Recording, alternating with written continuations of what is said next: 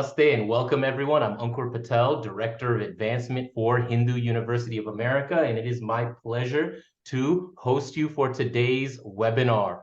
From Hindu to Christian and back to Hindu again, our special speaker, our guest is Srimati Esther Dhanraj, and of course we have President of HOA, Sri Kalyan Vishwanathan. So just to give some background, and we've, at least I have, right, wondered what it's like to journey from one faith or religion and back again, looking at the diversity of thoughts.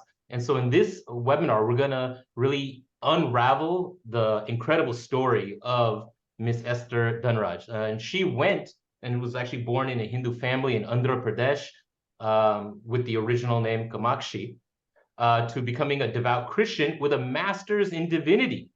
And that's clearly not the end of the story for Esther ji. And she actually returned to Sanatan Dharma and explore through an exploration of Hindu philosophy, but it's just beginning. And so in this webinar, we're going to explore some of the theological foundations of Christianity from someone who studied it academically.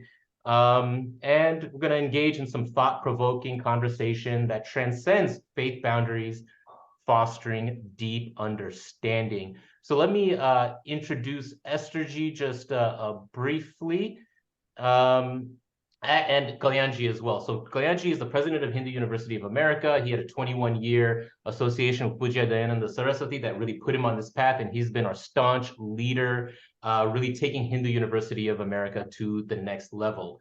And Esther Dhanraj, also known as Kamakshi, is a staunch upholder of Sanatana Dharma. She holds a master's degree in English literature from Osmania University in Hyderabad, India.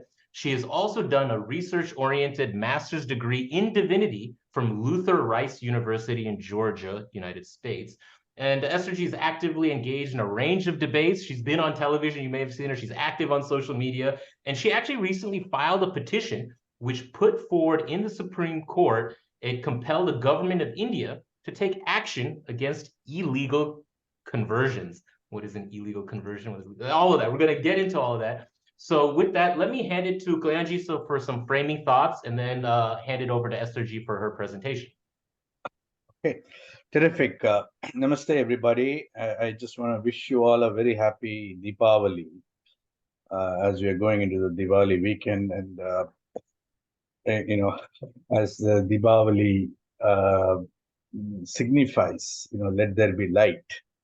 Right, in our lives, light, and maybe move from darkness to light, right? I mean, from ignorance to knowledge. And as you all know, in the Hindu tradition, the Sanatana Dharma, knowledge is given a preeminent place. And ultimately, it's just not knowledge of science and technology alone, but it's knowledge of the self, knowledge of Brahman, knowledge of Atman, etc. And that knowledge is constituted as Paravidya, the esoteric knowledge that is very hard to obtain. But then millions of Hindus also participate in Hinduism through the lens or the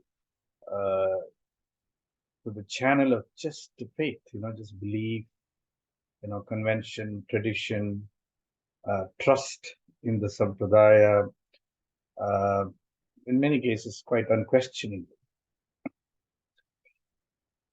In today's conversation, which I'm going to sort of facilitate, okay, we're going to meet someone, first of all, very, very rare.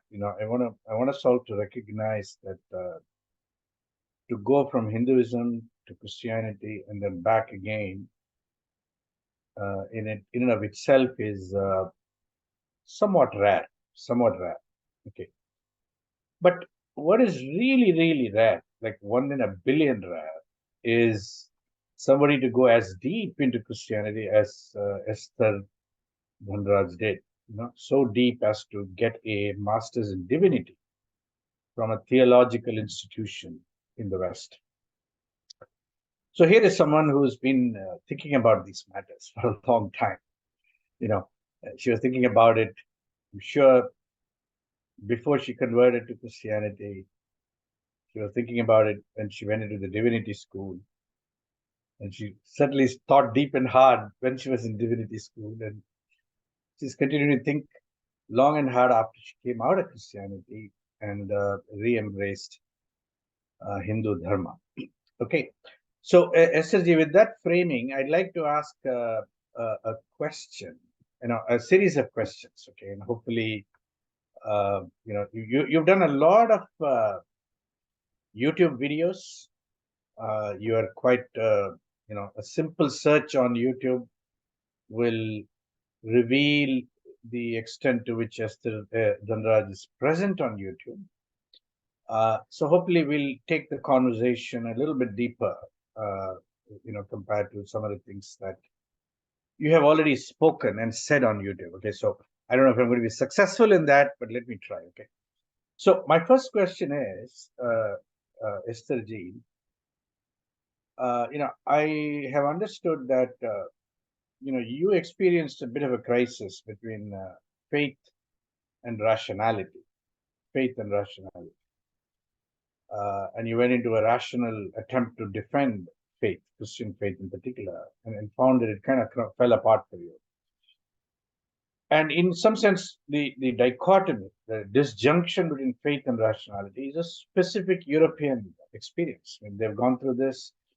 The whole Enlightenment era in Europe is fraught with this particular problem of the rationality moving away from faith, and faith trying to recapture rationality and frame itself and defend itself through the lens of rationality and so on. The question I have for you is, it's both biographical as well as more of a contextual. How do you see the challenge posed by rationality to faith and the challenge posed by faith to rationality through your own personal experience, especially as you moved from Hinduism to Christianity and back? Okay, that's a loaded question, a lot of space for you to construct your answer here. Okay, over to you. Okay, yeah. Namaste to everybody. I'm very happy to be here to address a completely different kind of audiences. I say different kind because I see all the audiences, most of the audiences that are here are joining from different countries, different cultures, and with a different religious demography in the place where they're living. So the question that Kalyanji put to me is actually encompasses my entire journey. It includes, I mean, to answer that question, I would have to talk about my entire journey into Christianity, out of Christianity, the way forward, the way inward, the journey inward. So I'm going to answer this through a set of slides, through a PPT, if I may. Ankur, can I share my screen? Okay. Yes, you should be able to. So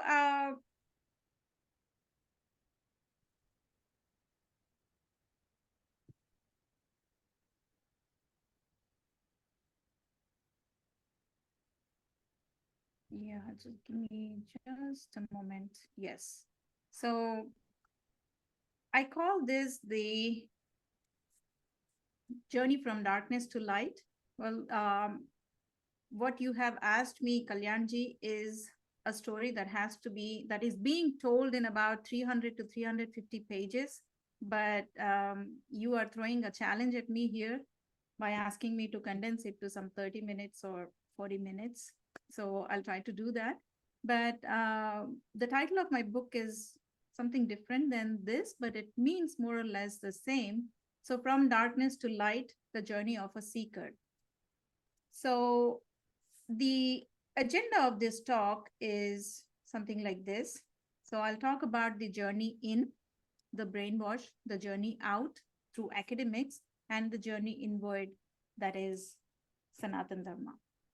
So my seeking and all that. And somewhere during the course of this agenda, I'm going to answer your question. Kalyanji, that okay? Yeah, that's fine. Okay, great, great. So when I'm talking about academics, probably that's when I will be able to tell you. Okay, I'm unable to. Okay, so the journey in how I went into Christianity. So when you said what kind of, what role did rationality play when I went into Christianity? Well, I would have to say that I was 13, 12 or 13 years old, not a very great age in the day and age that I was 13, to actually think about these matters of faith, rationality, and all that. So I would put this as us, that is my family, and them. So here, my family represents the, I would say, most of the 95 to 98% of Hindu families, some 25, 30 years ago, their mindset, their understanding of spirituality, their ignorance. So I would turn this as them, us versus them. My family representing Christianity, and them representing entire, sorry, my family representing Hindus and them representing Christianity. But in this context, us is my family, them is the Christian proselytizer that actually succeeded in proselytizing my family. So, what were we? How were we back then? We were a normal, sumptuous, contented family.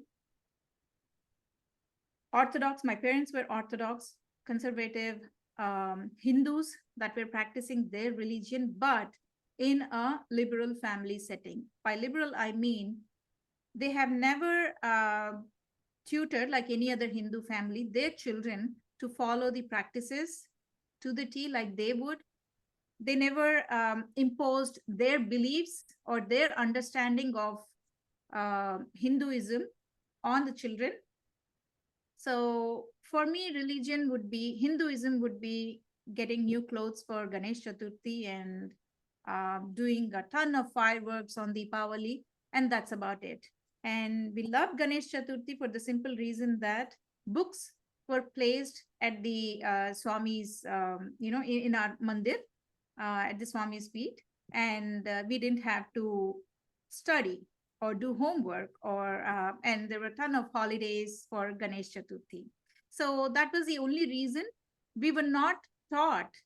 Of course, I don't. This is nothing new to any of the Hindus that lived in that those times, 80s. I'm talking about early 80s through the 2000s, early 2000s. So that was our understanding of Hinduism. And what was spirituality for my parents? Your own spiritual journey. They were self-absorbed. My parents would perform the Rudrabhishekam every year for Shivratri. We had tons of our relatives and friends used to visit us. So that was their understanding of spirituality. But they were blissfully ignorant about how other religions operated, who were our neighbors, Christians, Muslims. This I would term as Shatru Bodh. So they barely knew what was coming, and they had very limited understanding of their own dharma, that is the Shastra Bodh. But who were they? In this context, the them is the Christian neighbor we had. He was a fundamentalist Christian, a lay evangelist. He was not a Christian evangelist by training or by qualification. No, he was just a Christian practicing his religion who firmly believed that if he went out into the streets of his neighborhood and converted other Hindus in their most vulnerable moment, he would get heaven. That was his training, and that was his understanding of his own religion. So I termed this as the crowns in heaven. So that was the Christian we had. Now, how did the us and them come together? How did my family and this proselytizer come together? There's something called the situations that life throws at you. So there was this situation, nothing unique to my family. This is a situation everybody faces that is living on the face of this planet. So, but you should really give it to that Christian neighbor who sees that moment of vulnerability in the life of his Hindu neighbor and takes it as his opportunity to earn the crown in heaven that I was just talking about. So there is this us, there is this them, and then there is this life situation. So these people, this evangelist he jumped at the opportunity and he introduced us to Christianity. He would come every single day. So what is the situation? Let me give an example of this situation. My father was very well educated, very well placed in society, always worked at least when I was growing up, he was in management position. Yet there was this one situation where my mother had to go through ill health. And around the same time, my father was transitioning in his jobs. So that was just a small window of opportunity. It was not very big. I'm sure the most fundamentalist and fanatical Christians also go through this. Regardless of the faith a human being is following, situations come to the life, into our lives. But it is the Christian who always looks for these opportunities, and my Christian neighbor got that opportunity. So this is a very simple situation, easily navigable, easily resolvable situation. It didn't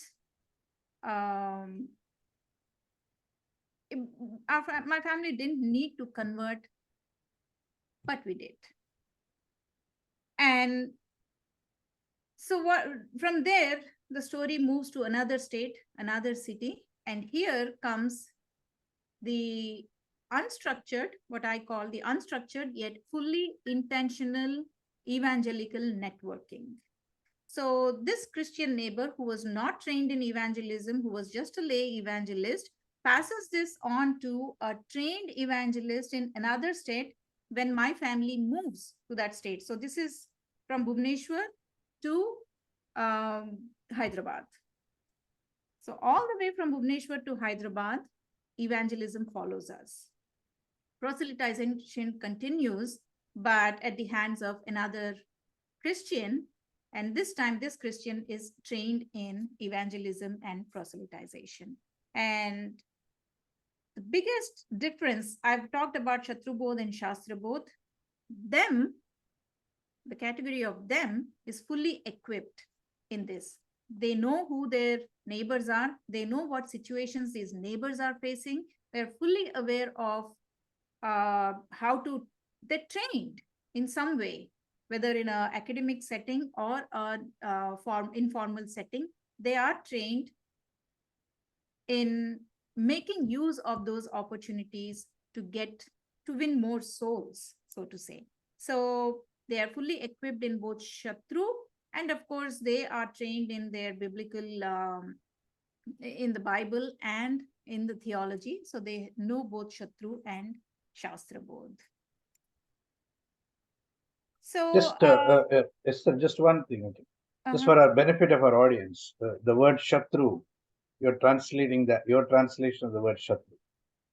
Okay. So when I say Shatru,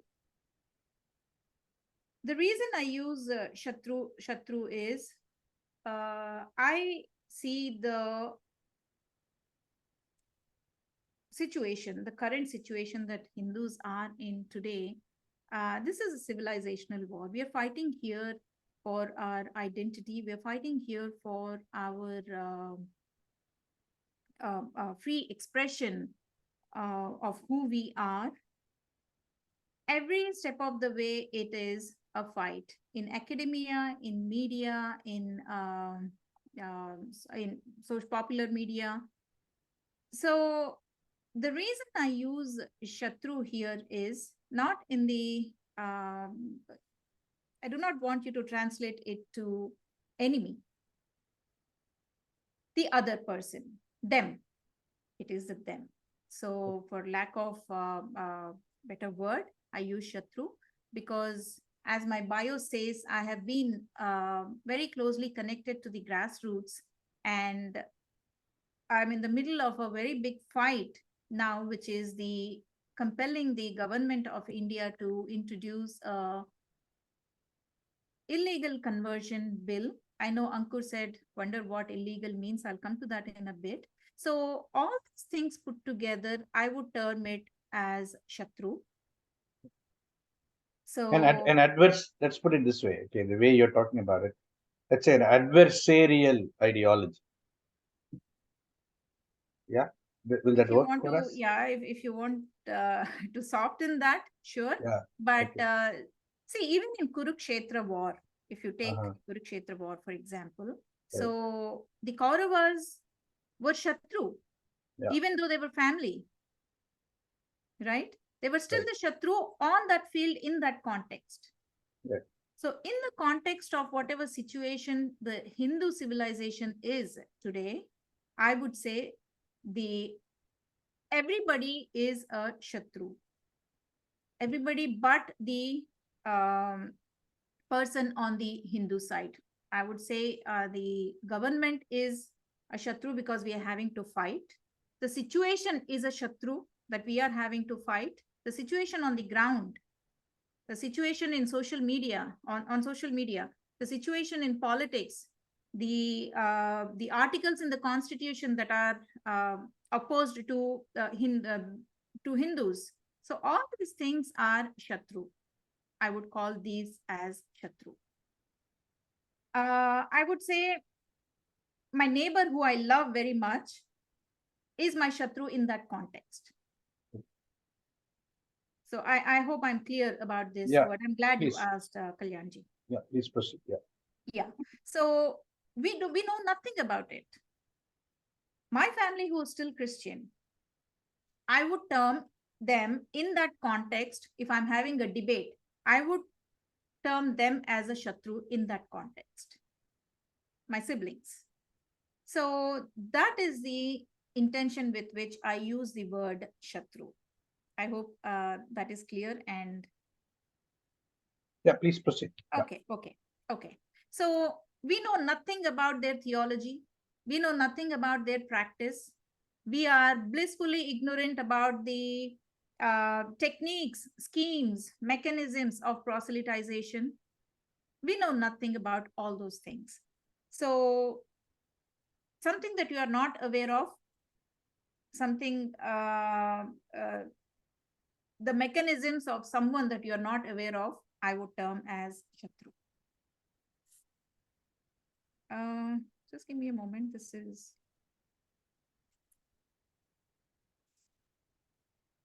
okay. There has to be.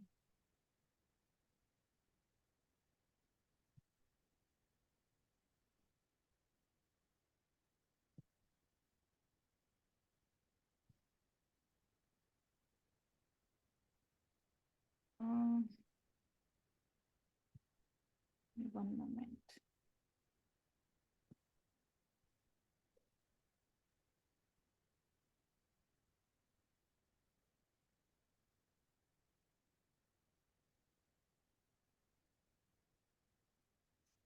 Yes.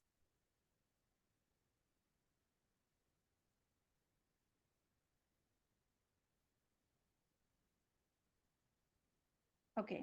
So then the journey out.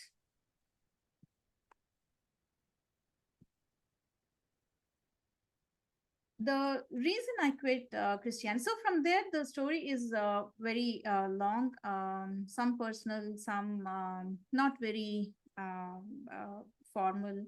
And I have shared my story on several platforms on the social media. I don't want to go into the details of it, but to tell it to you in just one sentence, I became, after my conversion at the age in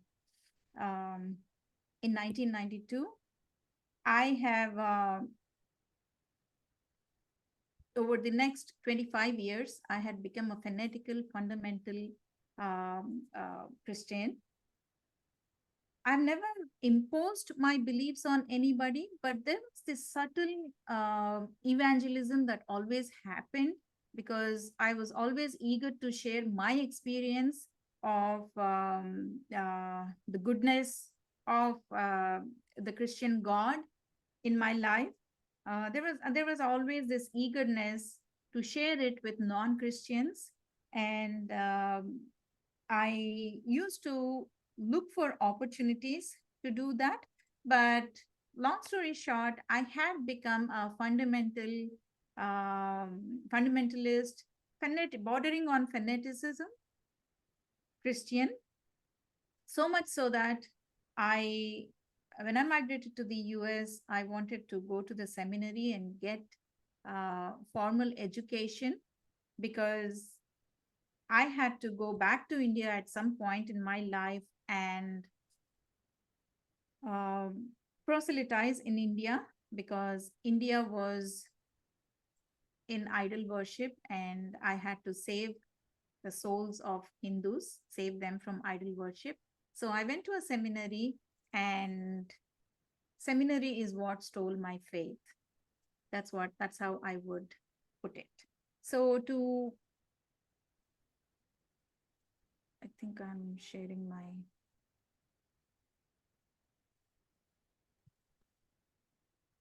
okay.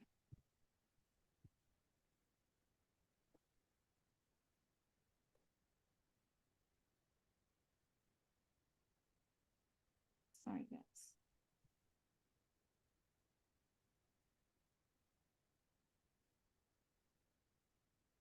Okay.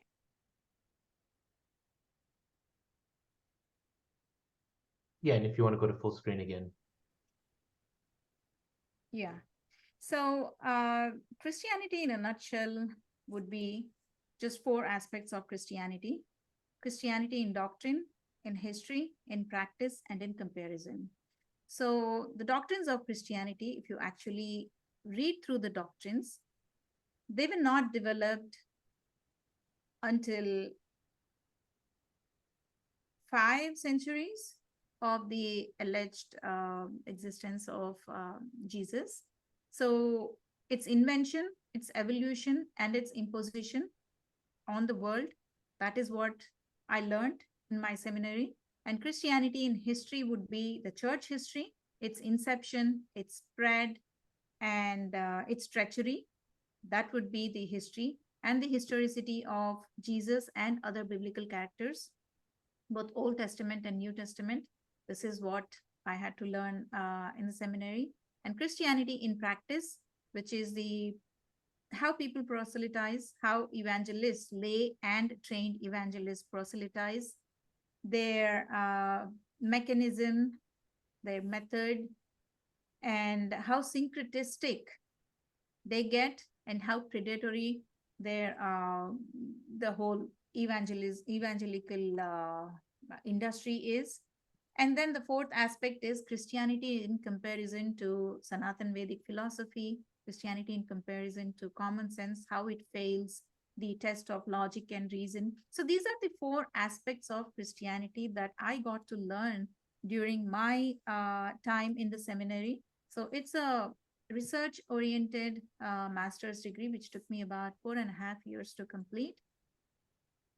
So a lot of people, whenever I say that I was a good Christian until I went to the seminary, and it's a seminary that stole my faith. A lot of people, especially Hindus, do not get it because a seminary is supposed to strengthen Christians' faith. But what happens when one goes to a seminary? And this experience is not unique to me. There are several Christians who went to the seminary and came out losing their faith. And what's But unique to just a quick interruption on that point, right? Still, that must be a minority, right? The majority of people who go to a Christian seminary would, as expected, come out much more strengthened in their commitment to faith and as well to ministry and all the attendant activities of Christianity. So there's two ways of looking at it. Mm. Those that lose their faith and are public about it, go public about it. Those that lose their faith and just go about life. So there is a certain element of disillusionment. Why I'm saying this is, as a student of seminary, so Christianity can be studied in two different ways, from the perspective of faith and the perspective of academics. So when you look at Christianity through an academic lens, which is what a seminary experience is all about, so you are able to differentiate between the Christianity of faith and Christianity of academics, or the academics of Christianity and the faith of Christianity, faith attached to Christianity. So as a seminary student, you are given access to read all the literature that has been written down right from what, 300 CE, or even before, from 100 BCE, I would say. So as a student of the Bible, that means faith of Christianity, as a faithful member of Christianity, you wouldn't have first inclination and then access to this literature. But as an academic student of Christianity, you are compelled to sit down and read through all those papers that have been produced. And especially when you are a student of apologetics. So again, there are several streams in a seminary, several streams of divinity in a seminary. There is an apologetic track. There is a ministry track. There is what? Education track.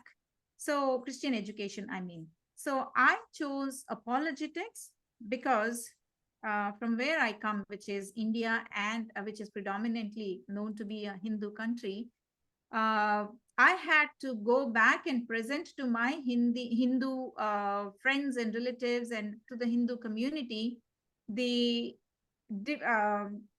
arguments in favor of Christianity, arguments defending Christianity. So there was a lot of criticism already surrounding Christianity. So I had to be in a position, equip myself with the arguments to defend Christianity. So I chose the apologetic track. And because I chose apologetic track, I have had to write papers defending the genocide that you find in Christianity, in the Bible, defending the actions of the proselytization of Paul. So when you are writing a paper, you have to study all the literature that has been written in favor of and against that particular topic. So when I did that, when I compared that literature, so one thing clearly, the in favor of arguments clearly failed the test of logic, rationality, common sense, and the other made sense. So Okay, this, so one question here. Allow me to complete one last thing in this context. So Mm-hmm. what is unique to me? So I was saying that most of them get disillusioned. Some stay in it for personal reasons, for their own reasons. Some just walk out of it. And people that walk out of it, many stay quiet. Some become public like I did. So what is unique to me, though, is my disillusionment started in the very first semester with the very first course, which was Old Testament studies. I was always fascinated with the Old Testament in the Bible because I used to look, Old Testament is supposed to be the beginnings, origins of the human race, the origins of the universe. So I always believed, even as a fundamentalist Christian, I believed that Hindus are a very old civilization. India as a Bharat as a civilization was very old. So my interest in Old Testament was in wanting to see the mention of my race, the Hindu race in the Bible.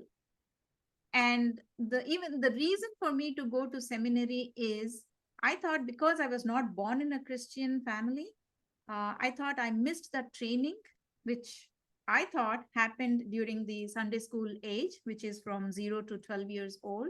So I thought I had missed out on all that, and thought that seminary would give me that training. And maybe if I studied Christianity through an academic lens, I would be able to find these things in the Bible. I would be able to interpret what I was reading in a better way. So I talk elaborately on how the Old Testament studies actually triggered the doubt in me, and how I understood that doubting was not to insult God, which I was taught. Doubting actually it's prohibited in Christianity, because that comes from the devil, Satan. So my seminary experience is unique in that in the very first semester, in the very first course, the very first chapter, my doubts were triggered, and it went on. But I still completed my seminary studies for the next 4.5 years. So, to talk about how academics actually shaped my journey out of Christianity, I think I would have to spend a lot more hours to give you a clear picture, which I'm doing in a very elaborate way in my autobiography that is going to come up soon. So, from there, this is again another a very long journey. How I okay, sorry again. I think there's another slide in between which I will just pull up. Just give me one moment.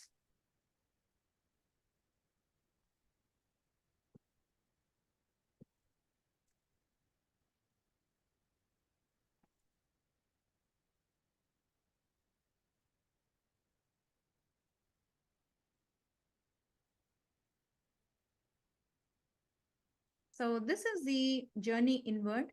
Even while I was still in the seminary, I had started asking questions about Hinduism, and I became public. Sorry, I'm still coming to the same.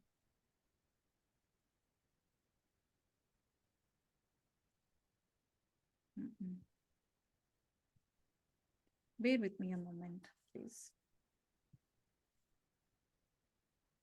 I do have that poll question you asked to set up, and glad to have Yes, an you engaged. can go about it at this time. Yeah. Great. So, and let me launch this quick poll. So on a scale, and I went down to 5, how strongly do you agree or disagree with the idea that there is an urgent need for Shatru along with Shastra for our next generation of Hindus? So we'll have a series of questions. Please look for the poll, let us know, and submit, and we'll share shortly. Back to you, Esther G. Okay. So, you able to see my screen? Yes, it's not in full screen though. Yeah, we'll go to it. So the journey inward was also not an easy one. What happens when you are in a country like America and you quit Christianity? So you naturally tilt towards atheism, because a lot of former Christians, eminent former Christians in America, quit Christianity and settled in atheism. They're still atheists. But mine did not stop there. My journey did not stop there because of a Hindu DNA, I would say. I was not happy with the answers atheism gave, but I did go through studying the literature that was produced by eminent former Christians of America, like Dan Barker, John Loftus, Templeton, Charles Templeton. So I read through that literature while I was still in the seminary. So, but the opportunity to explore Hinduism actually came to me after I relocated to India in the year 2018, and I became public about my quitting of Christianity.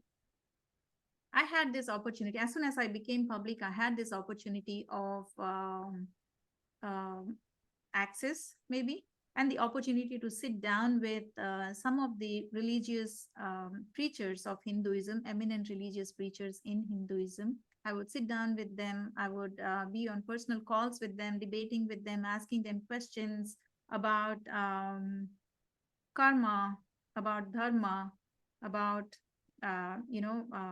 reincarnation and the different avatars. And so many questions later, um, I settled down for, I embarked on this journey inward.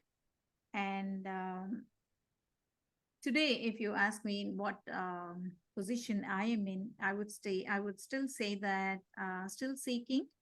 I'm, I don't have answers to a lot of things, but what I do know is this is the way, this is the journey I should be on.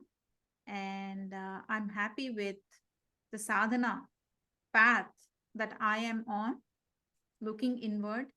And I have realized that the answers are not there somewhere outside of us. You look inward, you seek them with all your heart diligently, and you find the answers. So again, that is trying to put everything in a nutshell, because I do not want to exceed the time I have been given, just to be respectful to the audiences. So if you ask me, what is the way forward as a Hindu community to us, I would say this is the only way forward, the Renaissance. I want to elaborate here on Shatru Bodh here a little bit. So if you take the example of a child being raised in a in a Christian family and a child raised in a Hindu family, I would want to I mean, explain it to you in a very specific example. So in 2018, when I moved back to India, it was Pongal time, Shankranti time. A bunch of 17, 18-year-olds were flying kites in my neighborhood. So I was very curious, and I went up to them and asked them, do you know the reason why you fly kites on the day of Pongal? They just shrugged their shoulders. They said no. So I compared this situation to asking an 8-year-old Christian why they celebrate Easter, and he would have, standing right there, given me a 3-page answer to why he celebrates Easter. So I feel just like my parent generation has failed to hand over, the baton of Hinduism, or because they lack the understanding, because their parents did not give it to them. Our parents did not give it to us. And I would say we are repeating the cycle. So that incident was the time when I thought, okay, I cannot keep quiet anymore. I have to go out into the public space. And the second reason why I had to step out onto the public platform is 10 years before 2018, when I moved to the US, 2008 and 9, proselytization was not so nasty. Syncretism was not so obvious in their mechanism, in their evangelical mechanism. But by 2018, they would apply all means to proselytize Hindu communities. And once again, I thought that I cannot just keep quiet. So whatever is the outcome, I have to step on to the public platform and do my bit of raising awareness and awakening people, basically. So these are the two major incidents that compelled me to step onto the public platform. And of course, I got a lot of backlash from my own family, which is still Christian, that is my siblings. But I had to do what I had to do. So this is what I see as the way forward. It's not just one or two battles that we as a Hindu community are fighting today. There are very small, I mean, right in our neighborhood, all the way to the constitution, constitutional changes. There are many changes that have to be brought in the way people look at us and in the way we look at others.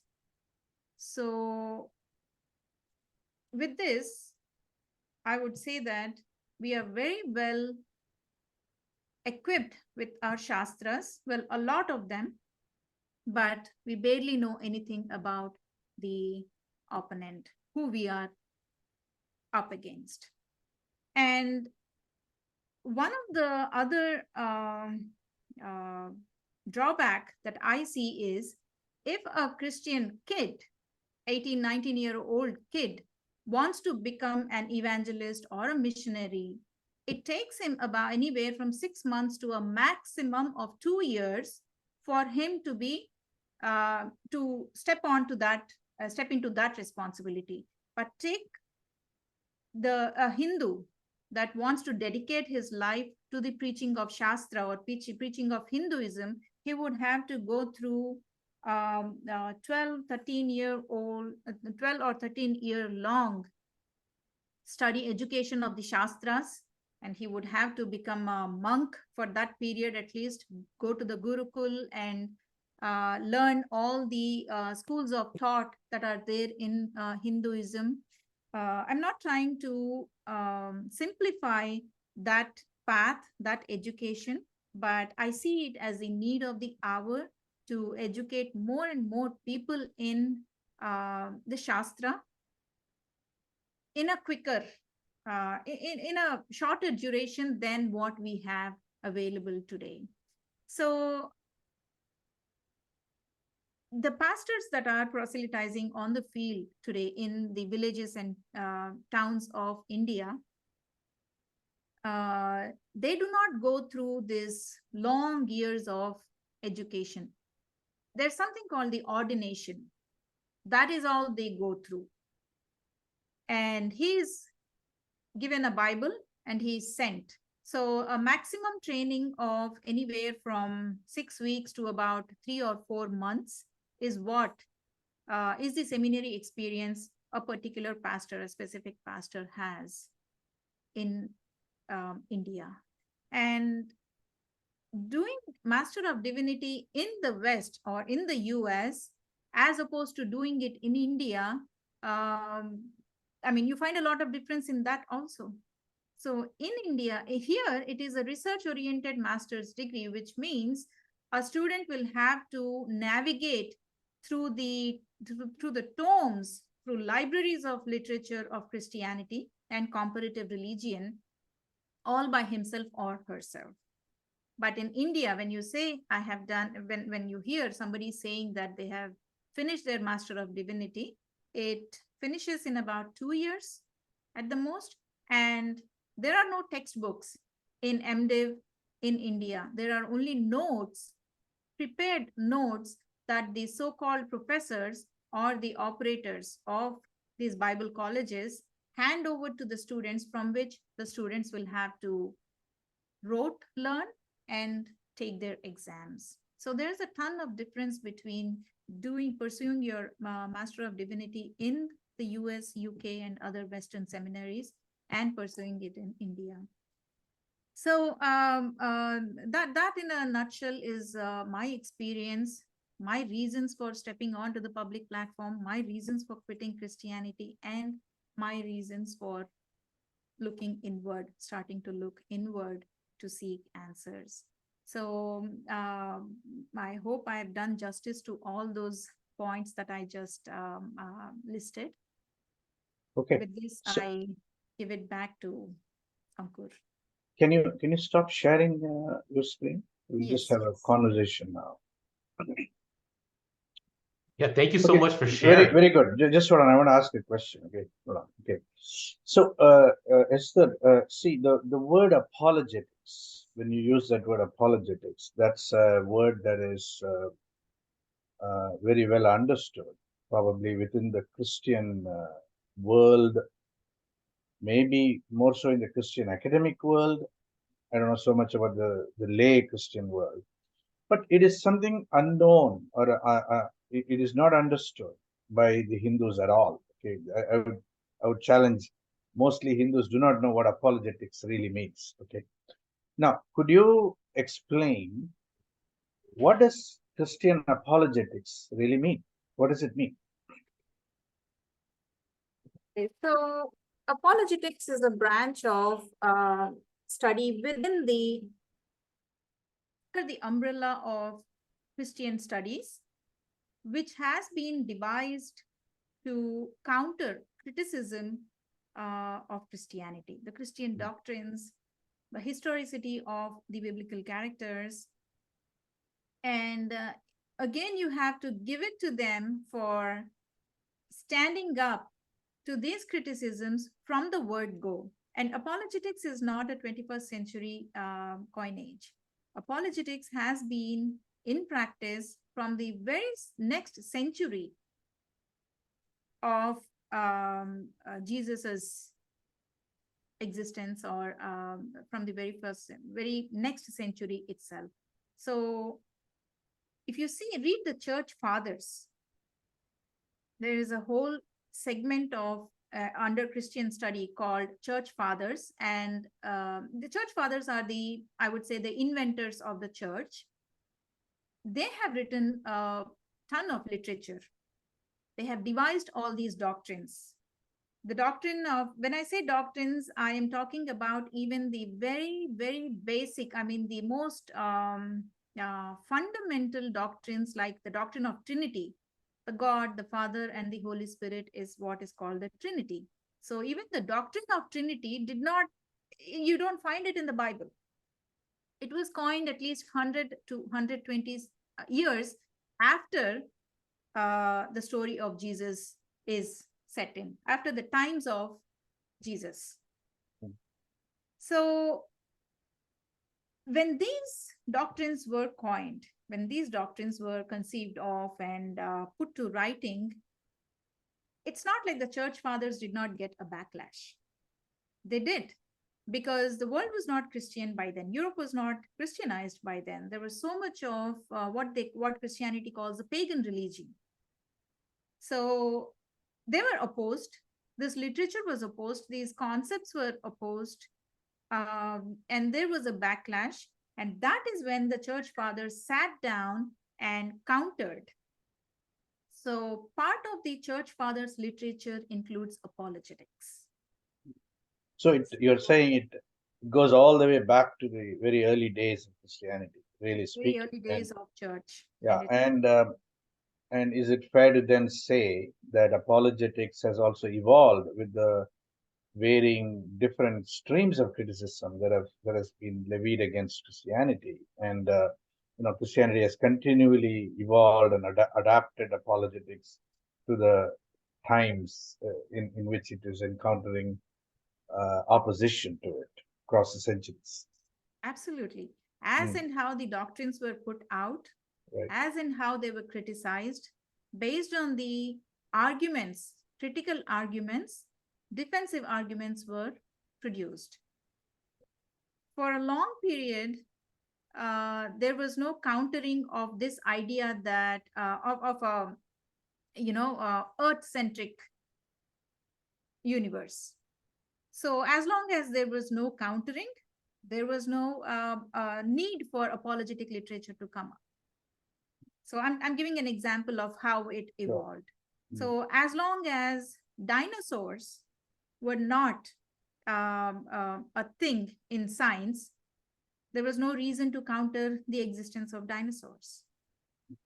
Young Earth model. There are still in this world in the 21st century, despite access to so much knowledge, there are still some young earthers who say, we call them the young earthers. Young earthers are those Christians who believe that the universe is just 6,000 years old. Right. So, as how critical arguments were developed, were thrown at the fundamentalist Christians, they came up with apologetic arguments. Right. Yeah, excellent. So, we are running out of time. I mean, this is I'm positive that this conversation could go on and on. In particular, I'm myself very interested in exploring different dimensions of what Esther is opening up in today's discussion. But we have to respect the hour that we're at right now. I see a lot of chat in the webinar. Okay, so I just want to make a comment about the chat. Okay, see, and I think Esther also made this point that it's not easy to understand Hinduism. Perhaps one of the criticisms that can be laid against Hinduism's door is that it's complex, it's sophisticated, and it requires a lot of energy and time and exploration. And one of the reasons we got committed to this Hindu University of America is to provide a platform where people who are interested in exploring Hinduism can participate in a journey. Yeah, well, one second, I'm going to give it back to you. So just hold on, okay? So, I just want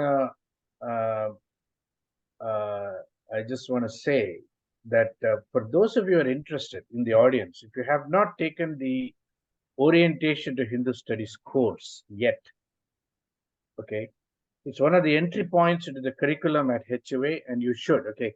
So, Ankur, if you could kindly put up the link for the Orientation to Hindu Studies course in the chat, I would appreciate it. Yep, dropping that link and also launching a poll. Yeah, okay. So let us know if you're interested in enrolling. Right. So now, Esther, I know you want to say something, but I'm going to give you a question, and then you can build your answer with that. Now, since you returned to Hinduism, to Sanatan Dharma, you've been exploring Hinduism on your own with conversations with gurus and acharyas and teachers and so on and so forth, right? Now, question number one and question number two questions. First question is, the doubts that got seeded in your first encounter with academic study of Christianity in the Divinity school, that sort of then later on matured into your, quitting Christianity completely. Those doubts, you must have brought those doubts to your investigation of Sanatana Dharma also. And I'm curious to learn, in your own words, are those doubts being answered for you sufficiently, or how is it going? Okay, that's my first question. Okay, first question. And then the second question is this whole idea of apologetics. I mean, as you learn about Hinduism, is there a Hindu apologetics sufficiently developed? Does it even exist, or should it exist? What do you think? Okay, so those are the two questions, please. I'll answer the second question first. Absolutely, that's what I mean by Shatru. Shatru can translate to Hindu apologetics. So we definitely need that, need of the hour. Because there's so much more criticism of Hindu tenets, Hindu beliefs, than there ever were about Christianity. Ask one of the, I'll tell you a very simple example. What is with 16,000 Gopikas and Krishna? How many of us actually know the answer to that? We don't. What is it? What is the meaning of Hanumanji flying to the sun and getting his mouth burned. How many of us know what that story says? So, yes, apologetics is the need of the hour to equip every Christian, every Hindu kid with what his dharma is all about. Like I said, there is a ask a Christian kid, 8-year-old kid, and he will tell you stories and stories, and as if they make sense logically, and they have reason, rationality in attached to them. So yes, to answer your question, Hindu apologetics is a need of the hour, and but it should be condensed. It should not prolong to years and years of study.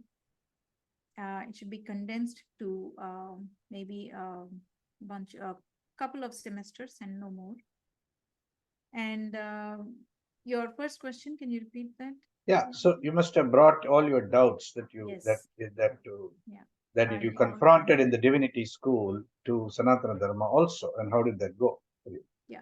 So in the beginning, when my understanding of Hinduism, Sanatan Vedic philosophy, I would like to call it, was not as much as it is now.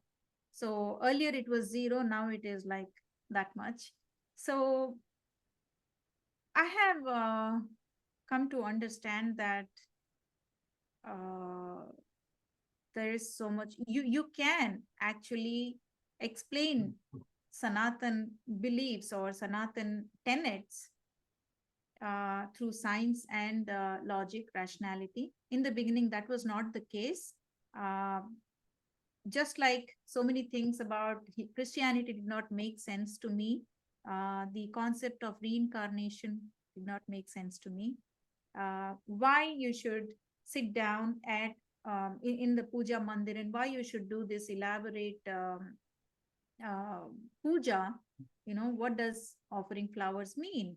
What does achamanya means? So none of these things actually made sense to me. But as I started asking questions, no, it's not the people that actually answered these questions to me. I would say it is my looking inward, or I'm actually on the path of sadhana. I meditate a lot. Of course, I chant.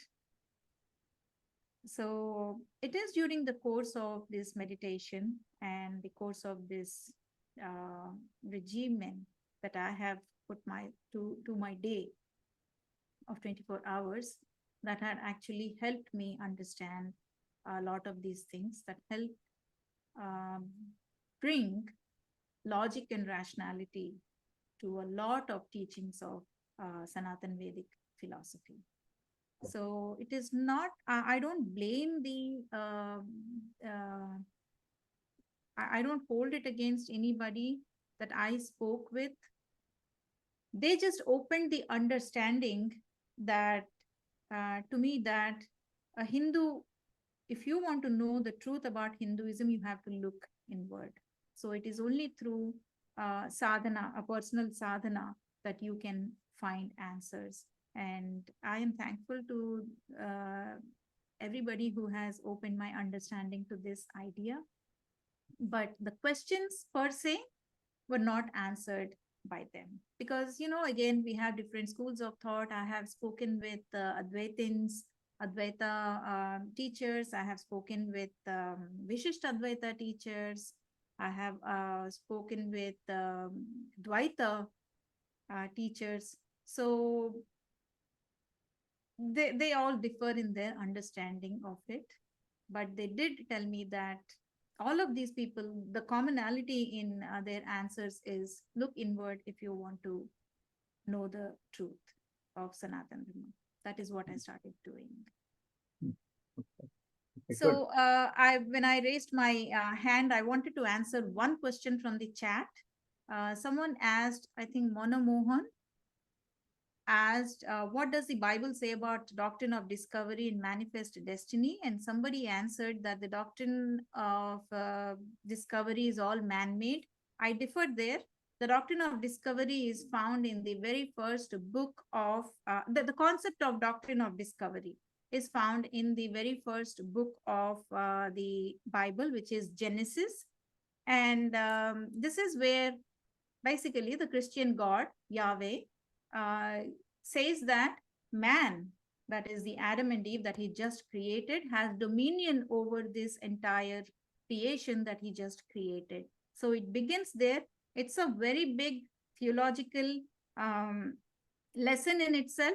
There are several allusions to the doctrine of discovery found within the Old Testament as well as the New Testament, where Jesus says that go out into the world and make, fishers of, make disciples for me. So that is again giving dominion of the world to the Christian. So yes, the doctrine of discovery definitely has its roots in the Bible, and it is not man-made. It was not made overnight by the church. So that question I wanted to answer. I have a talk on this. I don't remember on which platform, but I did speak about doctrine of discovery having its roots in the Bible and not being man-made. So if I can just jump to Kalpalata Guntapaliji, a board member, also in Texas, wanted to make the connection. She has a quick question. Go ahead, Kalpalata ji. I just have a comment. I've followed Esther G for the past few years over the YouTube and internet and her writings. A lot of admiration for her work and for her courage. It's not easy. Like Kalyanji said, she's 1 in a billion or maybe 1 in 2 billion to have this kind of background. And not only have that, the background, the training, as well as the courage to call herself intellectual Kshatriya to combat, whatever she sees as the cause of Hinduism. Great admirer, great presentation. Thank you. I think that you probably need a lot more sessions to get to the depth of what she has to say. Thank you, Yes. Kalpataji. Thank you for that. And yeah, so much more that we could get into. We're already a couple minutes over. We've got several questions. Andy Lai, nice to meet you at NCAM at the Florida Convention Consortium of Ayurveda Medicine.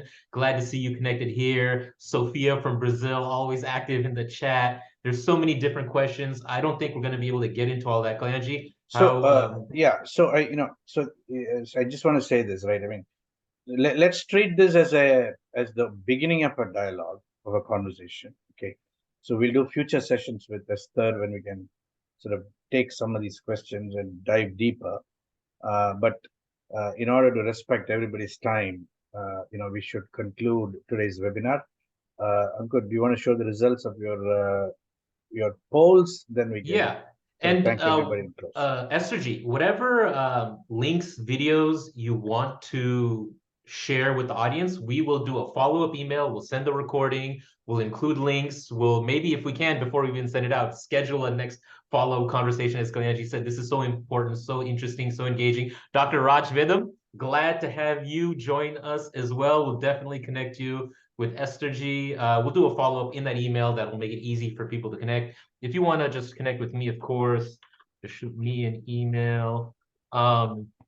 So Esther G, you can see the results. This is the enrollment question. Thank you for the people who are enrolled. Let me share share this one, the Shatru results, view results, share results. There you go. Very urgent, 65%. 21% at urgent, and about 15% of people are not sure.